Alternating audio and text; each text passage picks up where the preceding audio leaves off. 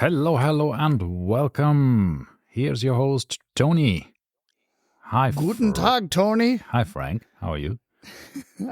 We're both doing lovely. Yes. So Frank and Tony have decided. But did you know, there's a funny story about Frank. My entire life, people, my name is Ralph, but my entire life, people Called you Frank. Call me Frank. I don't know why. I look like a Frank. I don't know. I have a very interesting recollection of a Frank going back to, it was 5th grade. Really? And it was an Asian foreign exchange student who came from, I don't even know where. Don't want to guess, but it was Asian, and his name was Frank Lee. And I, as a child, thought that was hilarious. Okay. Frankly speaking, I thought Frank Lee was a fun Frank name. Lee. Yes, that is a bit. It He had a brother named Surprising. Bit of these. Surprisingly, in The Simpsons, when you when the guy calls the pub in The Simpsons, exactly. and always ask for a specific last name first name combination, and then it's very funny when you say it in one go. Yeah, but even in Germany, people called me Frank, right, instead of Ralph. I don't know. I really don't know. You look like a Frank. In school, in university, and now even on a safari in Africa, some people said like, talking to my wife saying like, your husband Frank. And my wife is like, who are you talking about? And it's so weird because we never used that. I mean, obviously you don't use the name Frank because it's not your name, but people seem to think that I look like a Frank. I don't know. I don't know where that comes from, but nobody's ever called me anything else besides my name. I am doing a quick Google search, Tony, for a Frank Pepicus. Yeah, but there is no Frank Pepicus. No. Anyway, yeah. So, anywho. What's up with you? With me, well, I'm busy, doing lots of things. I have been on a live stream with Harry.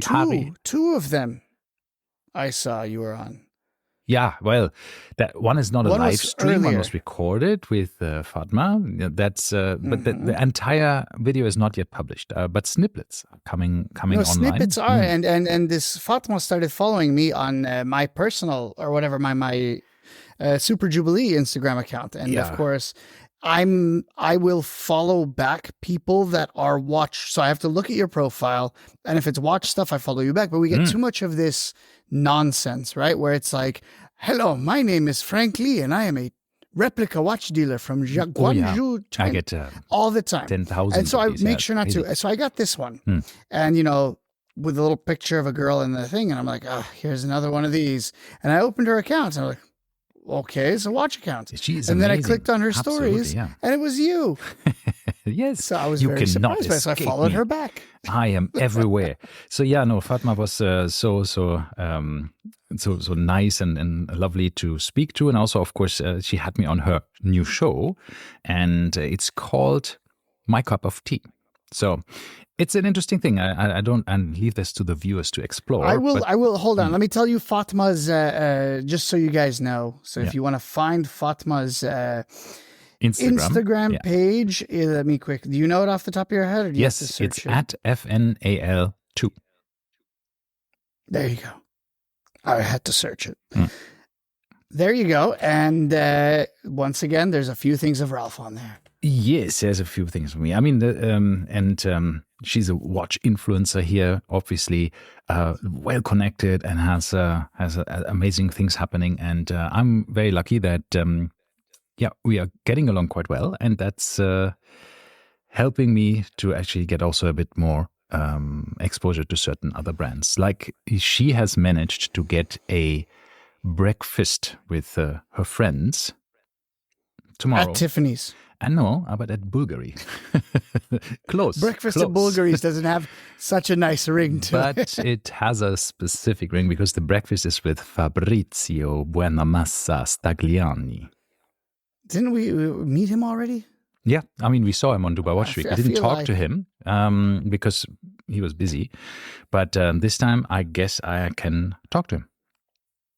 All right. Yeah, and that's I'm looking forward to it. That will be tomorrow. That So. should be fun. Mm. Yes. You seem to have a lot of these events coming and going. It is. Meanwhile, me and Elaine, I get nothing. Yeah.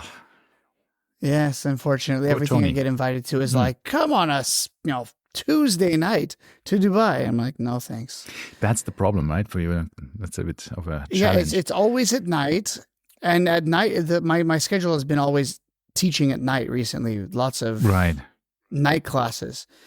So I'm literally until 3 p.m. doing nothing, and then 3 to 9 p.m. I'm teaching. But you know what's really weird these days here in Dubai? The traffic is so bad that if I have to go from my place to during the week in the afternoon to Dubai Mall, for example, it takes me an hour.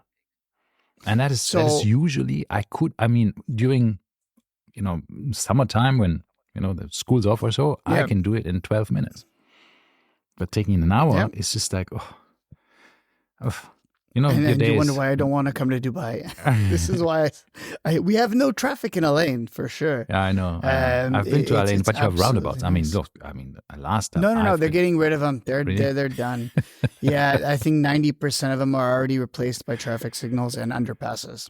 Yeah, I don't know if a traffic signal is better than a roundabout. It depends on the amount of traffic. No, it's underpass. Underpass better. On the main road, and then the traffic signal for the opposing. Ah, that's lovely. So on top. So it's been, they've built, I don't know, like 10 of these in the last couple of years, and it's both improved, I would say it's improved road safety, but decreased travel time. Increased travel time depending on where you're trying to go. But roundabouts, some of them, especially these big ones with like the 5-6 branches, they're ridiculous. They're absolutely a nightmare. I mean, we had them in Dubai as well. It was crazy, like humongously big. You can't even imagine how big these roundabouts were. But some of them have traffic signals inside of the roundabout. Yes, I know we had this as well. Which would be one solution, but we didn't have any of this. Ours was, I had this questions once upon a time too. When you have a roundabout that is 4 or 5 lanes big. I mean, 4 or 5 lanes on the roundabout, right? And you think, okay, so I'm entering the roundabout from a 2-lane highway on some whatever lane I'm going into.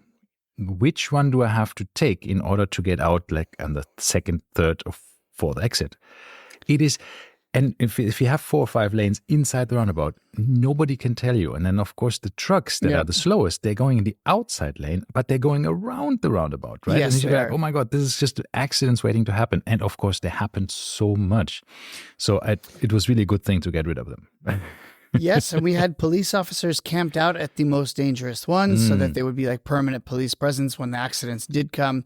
Yeah. So now I'm glad to get rid of one of the most dangerous ones in a lane, if not the most dangerous. If you know a Tawam roundabout, it's an absolute nightmare. It's by Tawam Hospital, which is the kind of the premier UAE cancer center in the UAE. So essentially, if anyone has cancer, that it's a tricky cancer case, anywhere in the UAE, they come to Tawam. Oh, right, yeah. And it's literally, I would say, 100 meters from my house. So we get the, comes with downsides. We always have the choppers overhead, life flights coming in, which shake the entire building, which is always interesting. But the other thing is these ambulances have to go through this roundabout if they want to get to the hospital. And the roundabouts tend to get backed up really far. So these, and no one here in the UAE seems to have an understanding of what you do if there's an emergency vehicle. Yeah. It's not Germany. Yeah. With your safety roads or whatever you make. Yeah, we have, this is stuff that you learn very extensively during your driving tests and driving lessons of where to go, depending on if it's a single lane, if it's a 2 lanes, 3 lanes, and where to have to make space for the emergency vehicles. But I realized, it got so much better already here in Dubai about what happens with the emergency vehicles. So whatever happened in teaching or in instructing people a bit better about what to do if there's an emergency vehicle, it got so much better. It's really good now because I agree with you. It probably wasn't taught in driving school, and of course not everybody goes to driving school. So and since there's a bit of a transient, place, but there's also not a large number of emergency vehicles. That's the other thing. In Europe, in US, this is a daily occurrence. Here, I've seen one once a month, maybe. No, we see them quite. Yeah, Dubai might be different than Elaine, but for us, even living next door to a hospital, it's very rare. Okay. So, interesting. And that's, of course, the ambulances once again. But in addition, when you have bumper-to-bumper traffic in a roundabout going into it, there's not much you can do. When you have two concrete barriers on either side with no shoulder, where are you going to move over, right? Yeah, I think the German rule. I mean, look, my driving test is many decades ago. So I don't even know exactly, but I think it's if you have two lanes, you create between the cars the emergency vehicles. If you have a hard shoulder, then a hard shoulder. I mean, that's but once again, if there's no hard shoulder, and if it's no space, if there's 3 lanes, you do it between the fast lane goes to the left and the middle lane moves to the right to make space. To the right, yeah. So this is where it's supposed to be in these. But areas. You guys have a shoulder. You guys have space on the side. In most cases. Otherwise, you have these signboards, signs that say like, okay, no hard shoulder for a period of time or something. Yeah. So that was the issue we were in, is essentially no space. And it was entering the roundabout and there was nothing. There's nowhere you could go. Then you have to just squeeze, one it was what lane we were trying goes to to do, the right and side, it was, one goes to the left side, Yeah, but it was tough. Yeah. No, exactly. And I lucked out because I was thinking this is another accident waiting to happen now. Somebody's going to plow into someone else. So anyway, another fun episode of the Lume Plotters traffic series. But now they're saying that Dubai wants to do online remote work, right? So that's the big because thing. The traffic is so crazy. I mean, it's absolutely crazy because we had like 1 million people more in the last 12 months or so, or 18 months living in Dubai. So the population grew so fast that traffic, of course, infrastructure can't keep up. I mean, no infrastructure in the entire world could deal with that. If you go from 2.5 to 3.5 million people or whatever it is at the moment, I don't know exactly. But this is absolutely insane. And Dubai does build everywhere, new roundabouts, new traffic exits, new lanes and all of this stuff. But they're not yet live, right? They're coming live and they're very fast at the moment being built. We can see the progress every day. But I can't wait for the day they come live. And in the meantime, they're saying, please, dear companies, stay home. Let your employees do remote work for 1 or 2 days a week and just do more flexible work hours so that it just relaxes a bit, right? Yeah, I don't think anybody's listening to this. Unfortunately, that's the problem. It's always You have to mandate it anyways. Otherwise, Anyways. Now we get to our wristwatch check, I guess, because we've spent 15 minutes talking about traffic patterns. So what are you wearing? Well, Tony, I'm glad you asked. I was Tony Frank. Sorry. Yes. I am wearing today my Rolex Daytona. The fake one? No, that's the real one. Oh, because it looks so crappy in the pictures. I assumed it was the fake one from Amazon. You mean my Pagani? Your Pagani design. Pagani design. It's not fake. It's a Pagani, Yes, exactly. It's not called a Daytona. No, it's Pagani called a Pagani design sports chronograph dynamic. And it has a date. Yes. Mm-hmm. I know. It's horrible. Yeah. That's terrible. I am, on the other hand, wearing my Speedmaster. Oh, wow. Classic. With that. On the Forstner bracelet, which you don't like. The groove bracelet, Yeah. But this is a 16 millimeter thick, bracelet. And the original was 15.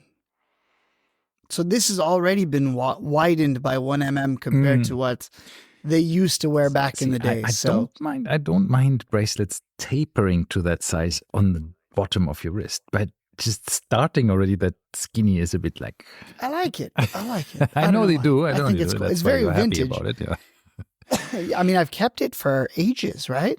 Yeah. So I think this is one of the longest straps that I've ever kept on the Speedy, aside from like a NATO strap. Yeah.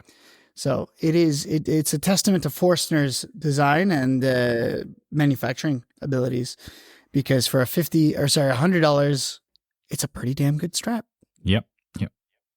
By the way, I actually, that's something maybe we shouldn't talk about it in the podcast, but I think I do it anyways.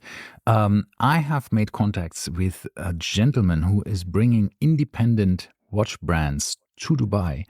And I don't know if you saw that already. That was shared. There's a kind of an activity happening in the beginning of December, where you can choose how you want to meet your independent watch company for rooftop cocktails, mocktails, for a private meeting, or in a kind of a group environment. And then you have different time slots where you can actually choose who to meet and all of this stuff. It's pretty cool. And that's mostly, it's only favored on independent brands. And it's a gentleman who organizes this entire thing. And I make contact with him via Frederick, dear friend Frederick, thank you very much, who connected us. And obviously we have to have him on the podcast, because that's a very cool event, very cool things. And there's a lot of things to come from him. Okay. Yeah. So anyhow, sorry. Now, that sounds like our topic. You want to talk about chronographs, since we are both wearing one? No, not at all. Not at all.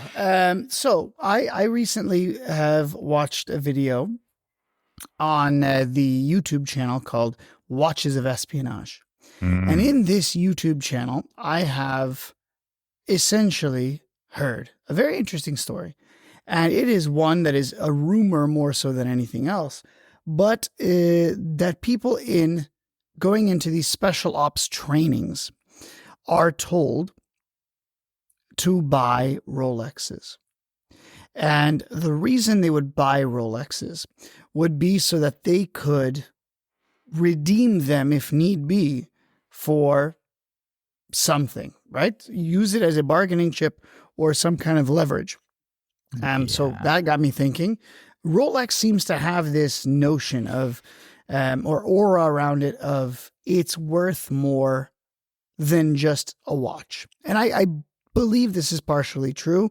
How true this is going to be debated now. But I do believe that a Rolex on your wrist is worth more than any other watch brand that you could possibly buy. When and where?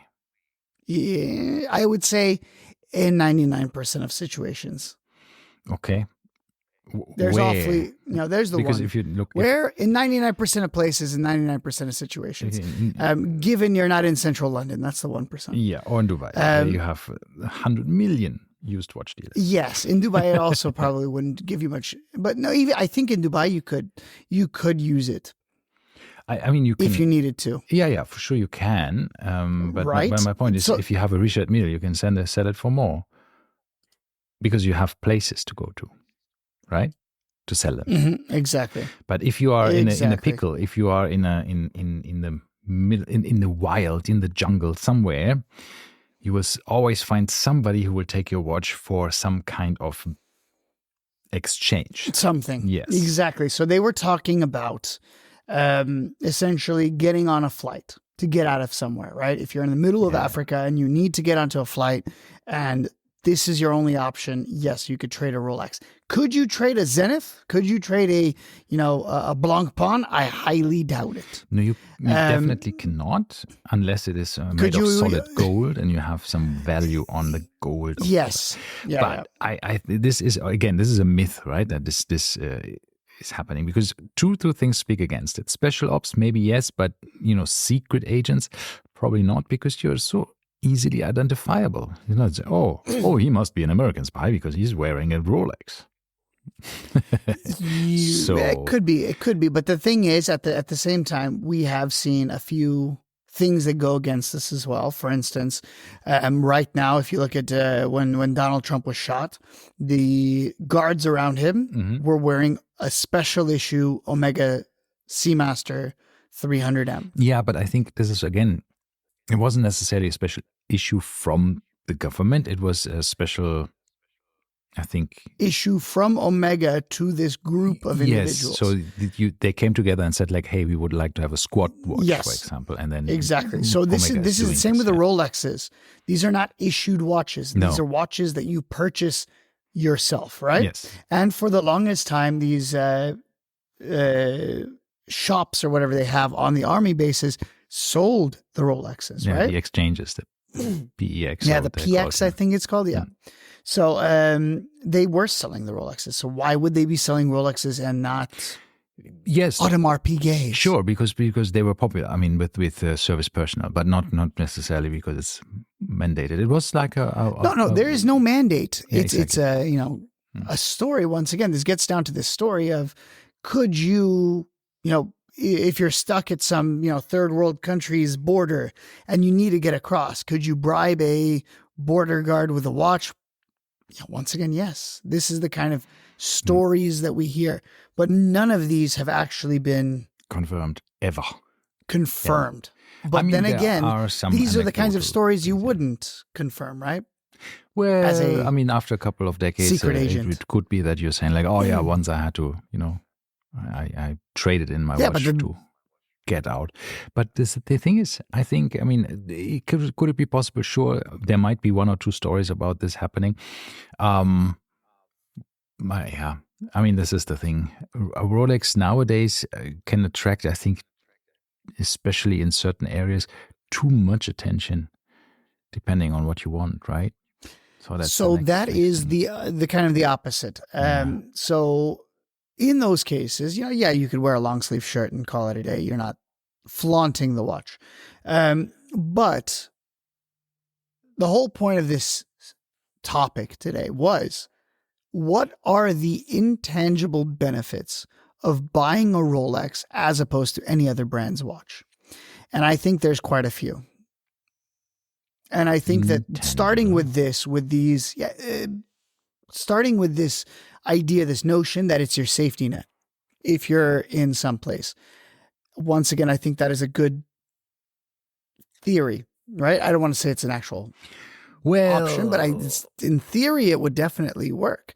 Your idea of it being a detractor if you're wearing a Rolex in the middle of, Trafalgar Square, yeah, probably not the place to wear it. But if you pull down your sleeve and you don't look like an absolute idiot, nobody's going to notice. And we're also not talking gold Rolexes, right? We're talking stainless steel subs, GMTs, Explorers. That's the kind of, non-bling bling, non-shiny, no polish services kind of, Rolexes that we're talking about here. So going from the basics, I think we could say, all right, a Rolex is a bit of is an asset, right? It does have value. So maybe it doesn't buy you a ticket, but you can easily sell it again because it keeps its value pretty stable. Let's assume you buy it for a retail price. You can get close to retail price, especially the longer you wait, the closer you get to the price you paid eventually. Once again, my Datejust is an example A, right? I had the watch for over 5 years, 6 years almost. Mm-hmm. I bought it for $27K. I sold it for $26K. I wore it for almost 6 years for 1,000 dirhams. Yeah.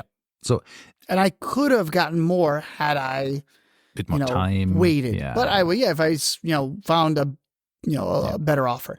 But it's at the end of the day, it was just a plain Datejust. There was nothing special about it. There was 1.5 million of them out there. So this is just a plain stainless steel Datejust. So yes, on the off chance that you got some terrible luck and you bought the crappiest Rolex, like the Air King, those do tend to dwindle in price. Yeah, but even those not by much. Yeah, exactly. What I'm saying is, if you bought it, for retail price, and you in a couple of years' time, because with Rolex increasing their retail prices, their list prices, eventually the pre-owned market will catch up a bit. So that means that you will probably not lose that much with that watch. I mean, now a couple of Rolex watches trade under retail for now. But what I'm saying is, in a couple of years, when you sell it, you wore it for 5 years, 10 years, and you get the same amount of money back. Of course, it's not the same buys you the same amount. It's not inflation adjusted or anything like this. But hey, it's not worth counting like this. Exactly. And so that's number one is... for me personally. What it's about dragging. Then of course it gets you the girls when you wear a Rolex. But the question is, does it get you the right kind of girls? All of the girls. Well, I haven't seen a single girl comment on any. Actually, for that matter, I have never received a single comment. No, actually, one time I did. I did once receive a comment. One time in my near decade experience of wearing Rolexes, I've received one compliment. It was at the ADNOC station, getting my car inspection renewed. Right. And the inspection agent guy said, "Wow, that's a very nice Rolex." And that was it. It was the only time in my entire life anyone has ever commented on my watch. I just once got a delivery from Deliveroo. And so I took the delivery from the driver, and he said like, "Oh, Tudor Black Bay GMT. Very nice." And I looked at him thinking, okay, thank you very much. You now know where I live, my apartment number, and what kind of watch I wear. Yes. It's like, But that's a Tudor. That's a Tudor with a Rolex. I was specifically talking about Rolex because I've received more compliments on every other watch that I've worn. Just the other day, at the Apple store in Dubai Mall, when I went to get my new iPhone, the guy at the Genius Bar, the manager of the Genius Bar said, "Nice watch." I was wearing the Tudor Black Bay 54. Okay. So apparently Tudors get a lot of attention. I nearly actually commented on the watch of my Genius assistant, but since she was a lady, I did not want, because I was also at the Apple store 2 days ago to pick up my new replacement phone, and it was a PRX 35 millimeters in gold. This golden, completely full gold one. And it looked really cool on her. So I was like, wow, this is nice. But then, of course, if you compliment ladies nowadays on some things, you have to be careful with these things. Otherwise, how dare sounds you? Creepy. Yeah. Are you looking at my wife?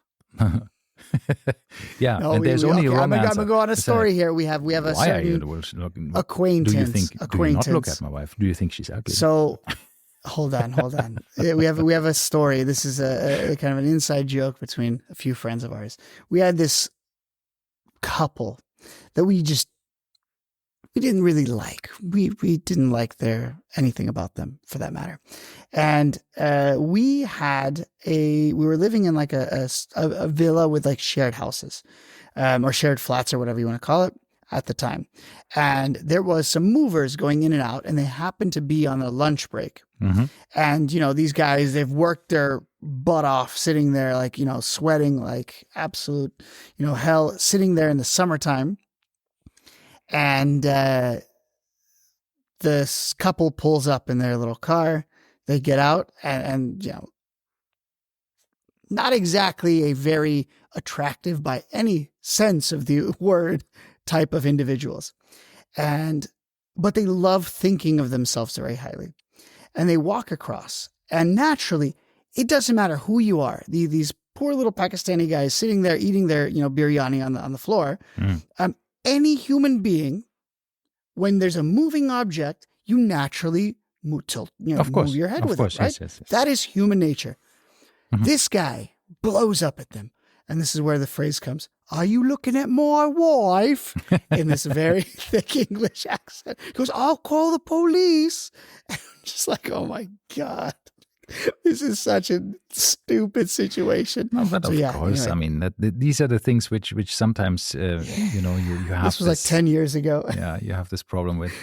Yeah, of course, you look. If we're still saying this, like these TikTokers who start dancing in the middle of the street and then film everybody else around them looking at them. Of course, you look because you're dancing in the middle of the street. Nobody does that, right? So of course, it's something you would look at and think like. Exactly. It has nothing to do with who. Seriously. Yeah.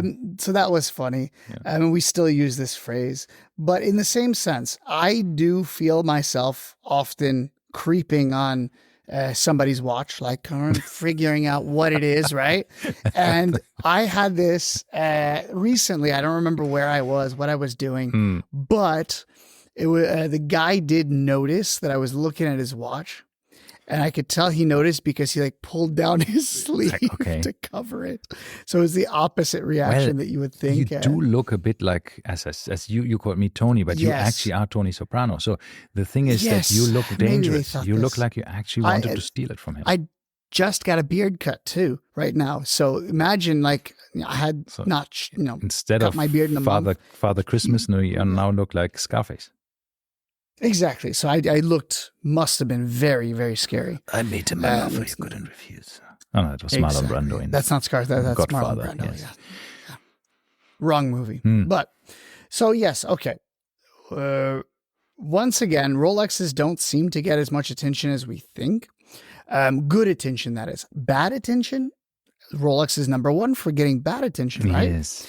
That is, if you know what you're looking at, the people that know what they're looking at, they are the ones that you don't want them to notice your watch, right? And this is what I say, just wear a long sleeve shirt and you cover your watch and no one's going to be any wiser. If you do insist on wearing your Rolex 99.9% of your life.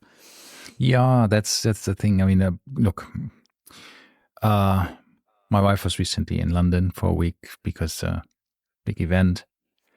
And then she said, well, she asked me, which watch should I take? I said, well, maybe you should not take the, nicest watch. And said, okay, I'll take my palm dial Rolex Datejust.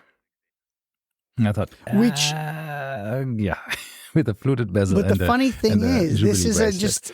And I was like, yeah. And she's like, no, don't worry about it. It's London. It's totally fine. And I was like, yeah, in the watch collecting community, we think London is like the jungle, right? It is. And she, of course, came back and nothing happened. And she said, like, look, everybody was wearing whatever they wanted. There was not a single person who would think twice about which watch they would wear or whatever they did, right? Of course, nice area, nice, events always. But anyhow, it was just, we sometimes make it more. Yeah, and London's always the go-to example, right? As well. Like you will 100% be robbed. But we know, and that's the funny thing is, I know people personally that got mugged or nearly mugged for their watch, right? And then I know other people who live in London and say, like, I'm wearing my Submariner everywhere. I've never even felt anything remotely of that. And it's the first time I hear about this from you in Dubai telling me that in London it's not safe. Well, I live in London and I've never heard of it. Yeah. Like, well, here's the funny thing. I saw yesterday an Instagram reel and it was a Land Rover, an older Land Rover Discovery. Mm-hmm. And they were showing off the doors and they opened the doors and it had been essentially lined in like a sheet of metal, right? It was like at home bulletproofing essentially. Okay. And I, of course, being the inquisitive creature I am, went to the comments. I mean, obviously this was some kind of like African vehicle, right? So it was meant to be in Africa in some type of sketchy situation. Okay. And that's what it was built for. But the first comment was perfect for central London. So once again, it's not just us in Dubai. Yeah. This is a very ongoing, joke that London is not safe. Mm. And once again, as we said, they stopped insuring Land Rovers and Range Rovers because they're just all stolen. Wow. Yeah, the insurance companies now have said they're no longer going to insure Land Rover products because of the amount of theft. Really? But it's some. I mean, there must be still some insurance companies that insure them. Otherwise, you can't drive them. Yeah, but yeah, exactly. So people have been told that they're dropped from their insurance company. Whether they find another insurance or not, I have no idea. Mm. But I think you could also just, once again, this is the. What are you get third party anyway, right? They don't care about that. They care about the comprehensive part. Right. So you could drive around without comprehensive as well. Theoretically. Yeah. As always, the reality is always somewhere else in the middle or so from all of the horror stories you hear. So I think it's, as I said, it's it's not as bad. Okay, so don't wear Rolexes in certain places. We know that. Yeah. But we've also said that you can wear them in certain places because it gets you benefits in case you need them. The reason why we say don't wear Rolexes is because they're so easily identifiable, because they haven't changed in donkeys of years and decades.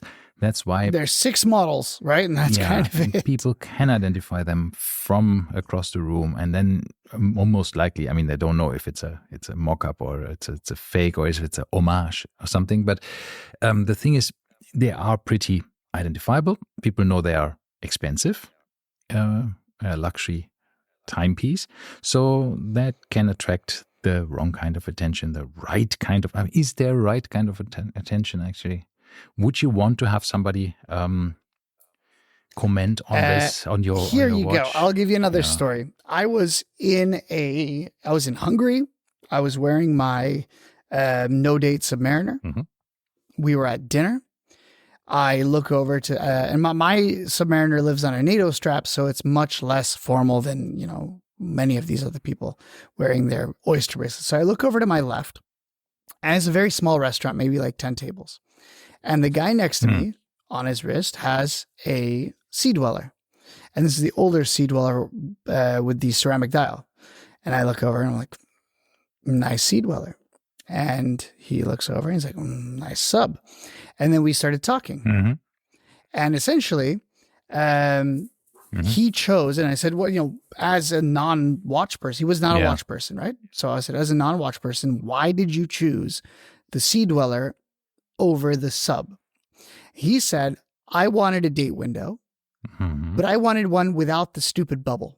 And at the time, the only one that would come without the Cyclops would be that one, right?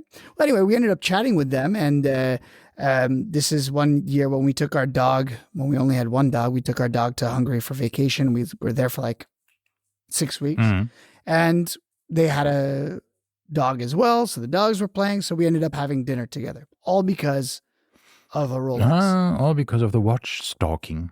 Exactly. So in that instance, and my wife had a good time, and his wife was there, so we actually had a very, very good time, and proceeded to drink heavily, as you do. Now, in that instance, we had a very, very fun night because we connected over something. Connected over a watch. Yeah, and that's one of the things. That's one of the things that's nice about the watch community. There's usually a lot of nice people in it, right? Like our listeners, best people ever. Yes, all of our listeners, the loveliest people in the world, and they are watch aficionados. They are collectors. They just love the hobby, and it doesn't matter which kind of watch it is, right? So, I would comment on a rare Seiko 5 or a G-Shock that I haven't seen before or something like that. I mean, that it doesn't have to be something super expensive. A Rolex, no, it doesn't. All of these super cool micro brands, these whatever, Studio Underdogs or other thing that is a bit more out there. There's so many things you can spot easy. But I've stopped commenting on Rolexes because of the fact that 90% of people wearing Rolexes have no idea what they are. I told you about the case. We were at the Fairmont in Fujairah checking in. I had my sub on. This other guy next to me in the line had his sub on. And I said, nice Submariner. And he said, what are you talking about? It's a Rolex.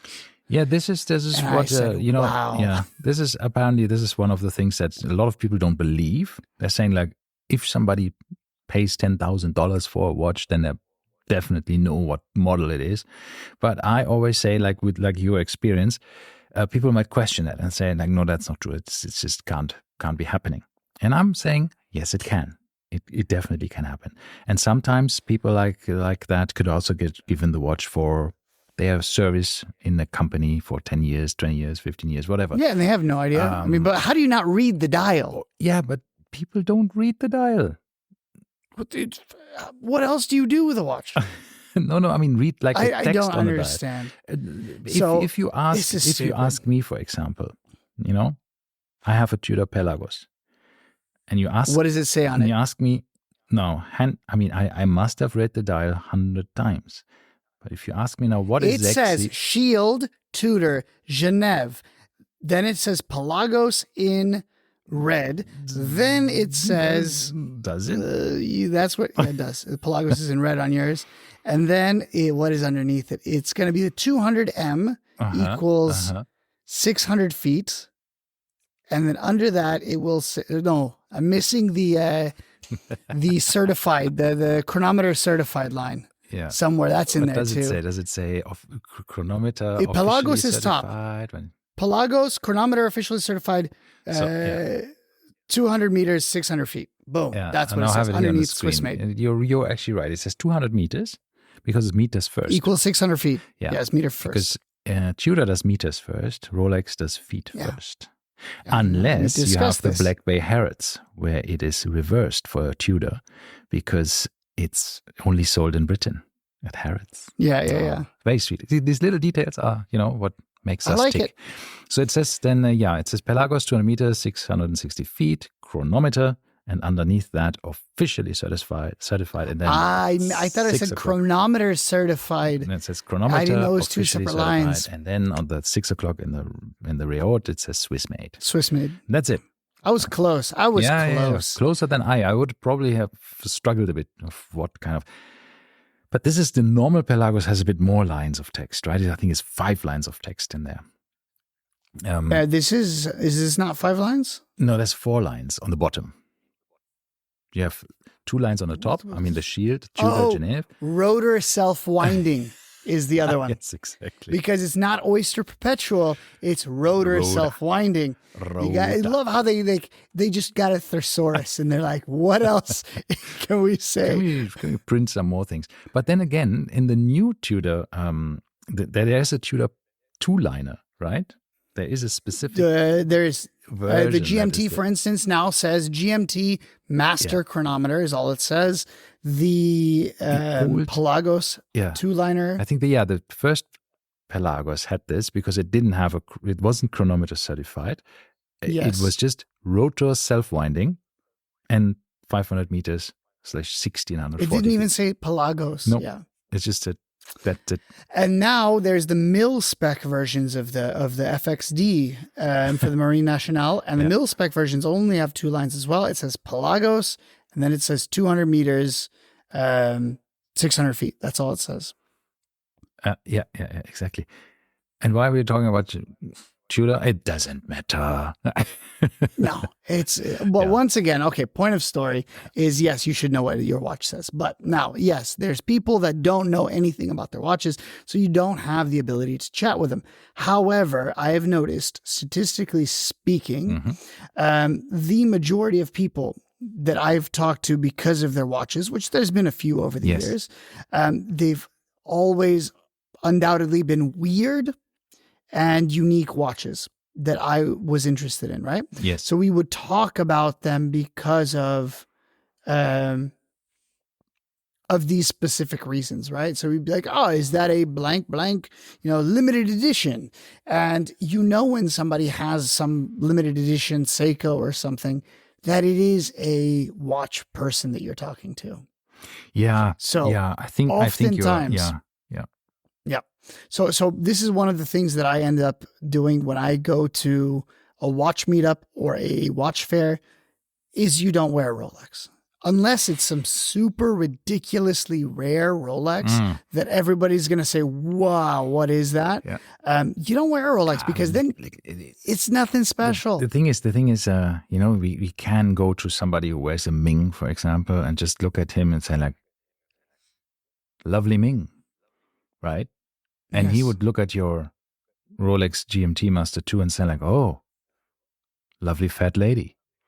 And everybody who is not in the watch game would think that these two are completely dodgy, having a very weird conversation because you're in cryptic. Or they would even say, instead of fat lady, this model is also called Sophia Loren, right? So so it can get just a bit out of hand when bystanders will look very, very, weird. Exchanging these things. But it's really funny because this is kind of the opposite situation a lot of times. There's the reason I have stopped wearing. I was just thinking about Batman and Kermit and all of this stuff. Imagine when you stand there, oh, Kermit. And the person responds with, fat lady. Yeah, oh, Batman. Yeah, Kermit and Batman. Think like, okay, right. They have some weird names. Yeah, sorry. No, I was saying that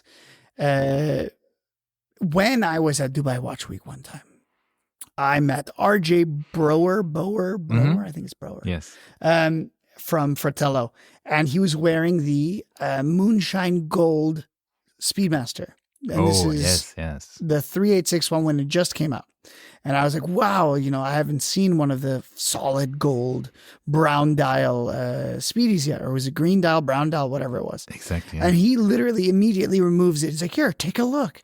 And I'm like, it was super cool, right? The weight of it's insane. So, yeah, exactly. I made a joke about running away, all the usual suspects. And then he's like, oh, what are you wearing? And I'm like, I'm wearing a Datejust. Like, embarrassed, like covering my wrist. Like, it's just a Datejust. And it's even worse because it's a current production Datejust, right? It's not even vintage. So that kind of realized, that was one of the reasons that I realized, I should say, that in the outside of the watch world, wearing a Rolex is like a badge of honor. And then inside the watch world, like, it's a Rolex. Yeah, like it's nothing so special, right? Yeah. But exactly. But what you're saying, a badge of honor, let's talk about that, because it's usually, it used to be that. Oh, yeah, it is a badge of honor. That's Rolex one of the things. Is like the milestone watch. You either treat yourself or you get treated with a Rolex, depending of achieving something specific, right? Could be a birthday that you're getting it from your family, or it could be a work anniversary that you get it because you reached a specific time with the company, or specific sales targets that you get a big bonus in form of a watch, right? Or you treat yourself because birth of a child or whatever it might be, anything like, this is the time. I now want to memorize this specific moment, and I'm buying this watch that always remind me of this day or this achievement.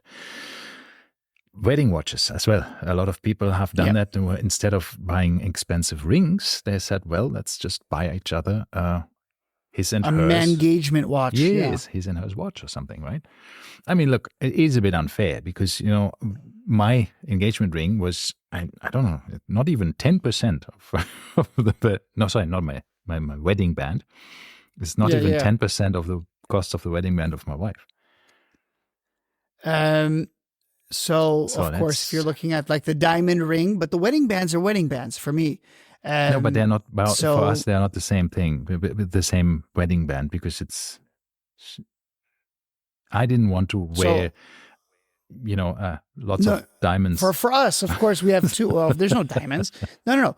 My wife has two rings, right? She has the wedding band, and then she has the quote unquote like engagement ring. My wife too, but the engagement ring are very pretty.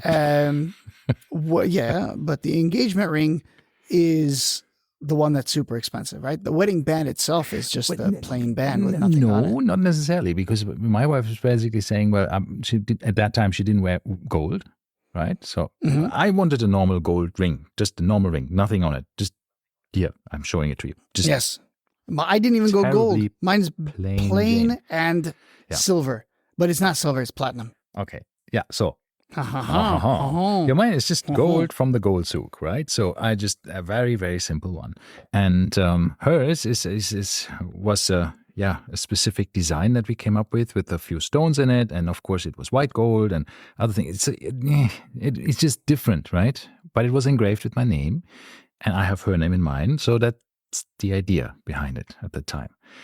But that she has a wedding band. Mine's engraved with some girl named Tiffany. I don't know who this Tiffany Mine is. is engraved what's with engraved gold inside. souk. Gold souk. Ahmed's gold souk. No, it's not. No, this is funny because I bought the wedding bands when we got married because I didn't have enough money for a wedding ring, like a proper engagement ring yet. So we got in the US on finance, might I add. They had a 12-month, like you pay per month deal at Tiffany's. Oh, okay. And I paid for both rings $2,000. Okay. Now, if you look at the price of these same platinum wedding bands at Tiffany's, they're like 4 times as expensive as when we got them originally. Tell me about it's it. Nuts. Friends of ours it's ridiculous. Had a daughter born, right? And you give this silver, this traditional to give Yeah, silver. the silver Tiffany's And rattle. man, yeah. we said like, let's buy some silver stuff. Let's like the spoon, the cup, and this, and the comb or something like that. Yes, engrave the name on it. Yes, sure. And then the bill comes, and it comes to like whatever 4,000 or 5,000 dirhams, and you think, what? That's a lot nuts. for It just is, a bit it of is, yeah. silverware, no? But yeah, And this used to be like $100 was how much Yeah. like the baby rattle used to cost. Yeah. But anyhow, so nonetheless, okay. what you do? Once again, off topic as usual. Yes, I don't know how we got here. we got here from. Oh, the watches with the engagement rings. Yeah. Yes, and then there's milestones, there's achievement that you have a Rolex for a Yes, specific. that's what we're talking about. Exactly. That's it, right? I've made it. Now, I we feel good. know Yeah. this is true. Well, there's two things I want to say once again. One, when you talk gold Rolex versus when you talk about a non-gold Rolex. A non-gold Rolex is a your self-appointed, I have reached a milestone. But historically, a gold Rolex was either bought by you or given to you for your retirement. Yeah, for the That's service when with the the gold company. for Rolex example. is. Exactly. Yeah, or So itself, gold yeah. Rolex would come into that, and which is funny because, of course, when we look at the historical figures that wear gold Rolexes, right? Numerous presidents. That's why it's been called the president. I think LBJ wore one, JFK wore one. So it's called a president for a reason, right? This is a presidential tier That was a kind day of date, yeah. watch. Yeah. The day date, of course, the gold day date. So I never understood why, by the way, they had at a certain point in time, this is neither here nor there, they had a solid gold date just and a solid gold day date. And they cost the same. And they were both in the catalog at the same time. Riddle me that. Why would you have both of those at the same price in the same catalog? For people who want to have the date and the date. I don't need the day. I don't need but who's buying the date just? That's the question. Is you're saying, no. I don't want the day. I'll pay the same amount and just go for the date. Well, that's choice. That's actually, sometimes it's people prefer sometimes to buy the Submariner without the date, Well, yeah, but it costs less. Yeah, okay, it costs a bit less. I saved 4,000 dirhams on that decision. Okay. Not to mention I like it better, but ignoring that. Yeah, but when you have both the same. My point was exactly to trigger you to say, but I like it more without the date. And this is the thing. Well, it's some also people just cheaper. like it. Maybe they had different dial choices as well. I think so. time, I think they must have. Yeah, whatever. yeah. I think it's always the choices. Sometimes you wonder though, especially some brands have this Why? these watches in so many different sizes. I think Rolex is also, but they have 28 millimeters, 31 millimeters, then they have 34 millimeters, then they have 39 millimeters. And, I think they've gotten rid of 34 almost entirely now. yeah, but no, that They've been still phasing exist. it out. They still It's exist. still there, but only very few OP colors. Yeah. And that's it, only on OPs, right? So they used to be the OP size was 34. Yeah. And the date just size was 36. And that would also differentiate it because the OP was like the baby date just. Right. But then did you know this, that there was a baby OP as well? Baby OP. I know that there was baby. I just watched. I'm watching an old TV series at the moment. I watched Twin Peaks. Yes, Yeah, I'm familiar. from the I didn't watch. 90s. From the 90s. So my wife and I we watched the first two seasons from the 90s, and then 25 years later there was the season 3. Right, from 2017. And we watched this, and one of the one of the deputy sheriffs in the Twin Peaks Sheriff Department, he was wearing, in one of the shots, of course I had to freeze the frame, right, to see what watch he was wearing, and he was wearing a Rolex Oyster Perpetual Date. And Yes, this is for which me is also, another question. How? Why? Why would you have this? Just why? And you have a date Why? and an oyster. And by the way, this once again was because one was 34 and one was 36. But now the OPs are almost exclusively 36. And, the 34 has kind of gone to the wayside. Now, to make things more complicated, in the 60s, 70s, Yeah. They had one more line, which I bet you, I don't know if you've heard of, but I bet most of you out there haven't heard of.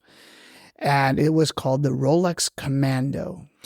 Commando, and it was not the Air Have you King. heard of this? Not the Air King. That was also No, this is the Commando. But the funny thing, The Air King was also an OP. yeah, and it also looked very similar to the rest of them, right? You think like, okay, you had Oyster Perpetual, Date. You have the Oyster Perpetual, you have the Datejust, and you have the Air King, and the Commando. So technically, You're like, the whoa. Commando was different. The Commando was like the Air King was a baby OP. Mm-hmm. This was technically speaking a baby Explorer. Okay. So it was a 34 millimeter OP case with an Explorer dial 369 with no automatic winding. It was a manual wind. Okay.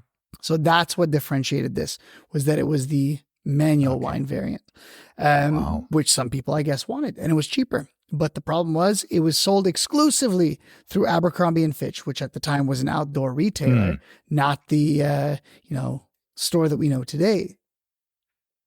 They used to sell guns and stuff and hiking boots and guns and proper stuff cool and stuff. hiking boots. Yeah. What we always forget, I think, in when we look at the Rolex Datejust catalog, is that there is another Datejust line, which is called the Lady Datejust. Yes. Right. How sexist and misogynist of them to come up with such a But what if I jarring want? name. But what if I want to wear Lady Datejust? But they are exclusively now available only in 28 millimeters, right? And they used to be 26 because my wife had it. Tiny. She had that because they used to have the Lady OP as well, and not just the Lady Datejust. And the Lady Oyster Perpetual was 26, and the Datejust was 26 as well. And then in 2000, I think around 2015, they went up to 28. Yeah. I don't know why, but they went up to 28. Yeah. So what we talked about now for the Rolex watches, now we've reached an hour. So let's come to a conclusion. But before we do that, we also have to say, what about the ladies? Because we are talking about the male perspective of that, right? You know, either you want the tool watch, you want the everyday watch, you want a watch that you can wear forever for the next 50 decades because you know you can repair it everywhere. It will last and it's worth repairing, right? Yeah. Because Rolex will stick around, that's not a brand that will, disappear. What about the ladies? They're fine with a quartz Cartier, is what I've realized. They don't care about Rolex. But what about the ladies? I think there's also certain ladies, I think they see Rolex and they think like, yeah, Rolex. But then I see a lot of ladies having like two-tone, sometimes gold, sometimes a bit of diamonds on them, right? So you see that every now and then as well, depending where you go. And then I also see Daytonas for the ladies, right? They also seem like that when they have a bit bigger wrists. I love that. I think we go around in different crowds because I don't see any of this. No, I do. I don't see Daytonas ever. I see the in 100%. Germany, I do see the Datejusts. I know a few ladies who were actually happily wear Daytonas. So two-tone Datejusts, Lady Datejusts, those are the ones that I generally see out and about. Lady Datejust or just Datejusts? The Lady Datejust, specifically the tiny ones. So yeah, I see normal Datejusts for the ladies. I think a lot of ladies like the 36, 31 Datejusts, which are not Lady Datejusts. They're Datejusts, just the smaller regular versions. What else do I see much? I did see a few Omegas as well recently with my visits to the watch Constellation. Watch shows. Yeah, the Constellations. Yeah. The Constellation, a lot of ladies like the Omega Constellations. They're, once again, I would say the direct competitor for the Lady Datejusts. Yeah. Because they come in very similar sizes. I think 28 for the Datejust and then 26, 25 for the Constellation. So you can get a small, very sleek looking, good looking watch. And by the way, my wife sold hers and I regret that decision because I think that one was a cool watch. Okay. She had a two-tone with the mother of pearl diamond dial. And that one was cool. Cool? I liked it. Or was it a cool? Very 80s. Yeah. It was very 80s. Well, it's called the Constellation Manhattan after all, right? This is the Yeah. The Manhattan design was the 80s one. You know what? I recently bought my wife a watch and presented it to her. And let me show that to you here. That's the one here in the middle, the gold version. Yeah. It's a Very Casio. nice. It's called It is. Vintage. Vintage Casio, ABL 100 something something. And this is with a positive display. So you have the black on white, right? White background. But why didn't you just get the regular 91 Because F91W? Yeah, the gold. She stole my F91W from me, the normal plastic version, and wore it to work a few times. And then I presented her this one because it's bigger, because she likes watches that are a bit bigger, even though her wrist is so small, but she likes the bigger one. And this is a bit like an oversized version of the F91W. Has the Bluetooth, blah, blah, blah, no solar, but Bluetooth. So that means it's always precise. It always syncs to your phone. It even has a step counter in that old case and has a very nice contrasty display. And you have the LED light on the back. So not just the flimsy bulb that you have in the F91, right? But so she loves that watch. And you can actually make it small enough to wear on her very small wrist. So she's super happy about this watch. It's a good looking watch. And this is the cool thing. So my wife can just wear either the F91W to the office, and the next day she's going to the office with her solid gold day date. And that's, why I love my wife so much. She doesn't care. She likes the watch and she wears the watch she wants, right? And that can be anything. And then, of course, one of her colleagues asked her one day and said, like, "Hey, is that a Casio?" She's like, "Yes, it's the same Casio that I wore as a kid when I went to school." Right? And she's very excited about it. Cool. Right? And yeah, it's nice. Yeah, it is nice. I do like this. This sentiment of wearing the same thing that you wore back as a kid. That's super cool. Yeah. Now I'm on Amazon ordering F91Ws. Yeah, because this is the other thing. The F91W is how many dirhams? 40, 45, something like that, right? 50 right now. 50 without a special deal. And if you want to go crazy, you could buy do they not have the used ones today? Usually they have the used ones, like the Amazon warehouse deals for 35 around. Yeah, sometimes you can get that. But this is the cool thing. And this one was, I think, 300 or 350 dirhams on a discount. It's usually about 500, 600, the golden version there, because of the new vintage style. But it's such a cool watch. And it's really, really, really nice. And it looks so good on her. So it's... And she loves to wear this. And that's sometimes a bit sad when she's so excited about the cheapest watch she has, right? But this is the thing is it doesn't matter. Yeah, exactly. And I've noticed this a lot. Matter. It doesn't matter. As long as weren't you the one? No, it was my friend George was telling me. I said, I need to sell a watch for my collection. I need to just offload one. Yeah. And he was telling me, sell the Oris. It's the easiest one to let go. I'm like, but I like the Oris. Like, I'd rather sell something else. Like, I was like, should I sell the Cartier Santos? And I would choose that over the Oris because, once again, it's not about the price. No, it's about what you like, exactly, and what you want to wear, right? Absolutely. Exactly. Yeah. Yes. Hence, but I ended up listing the linen Grand Seiko to see if there's any interest. It is a nice watch. It's just a tiny bit too boring for me. Otherwise, I would take it from you. But what is the size again? Is it 38 or 39? Or 37.3. It's a bit too much. 0.3, I tell you. Yeah, the 0.3 they're convinced me. It will do you a lot. Yes. But no, I was I was gauging interest, and I think there's a few people who are interested. So I'm going to kind of leave that out there because I don't need to sell anything, and I'm not in a huge hurry. So we'll see what happens, and then go from there. I was looking at this calculator watch. They still make them from Casio. Yes, I do. And you can get them, pre-owned here at Amazon resale for 40 dirhams. And I was thinking, that would be coll because it's like the Marty McFly thing. I don't know why, but yes, calculator watches for whatever reason I find this cool, because I had one as a kid and I was so happy that I had a calculator watch. I thought this is the most amazing thing that you can have a calculator in a watch. Well, my daughter asked for an Apple Watch, so that's Right. that's coming for Christmas. So that's going to be, and the reason was once again, And now the calculator. Now She wanted a calculator. I know it sounds completely weird, but now you can actually talk to your watch, and it understands what you're saying, and it can respond. Think about this. We were excited that the watch had, a beep, and now this watch can actually talk back to you. This is crazy. It is. It is. All right. Anyway. And on this. All right.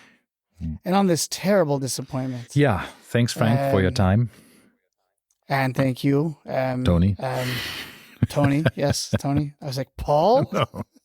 Okay, Tony. That's right. All right. So, hope you've learned something, and hope you think about your next purchase, whether it's going to be a Rolex or something else. And please tell us what we missed of what are the other effects of wearing a Rolex. Yes. Yeah. And we will quote this in the next episode. Alrighty. All right. All the best. Bye-bye. Bye-bye.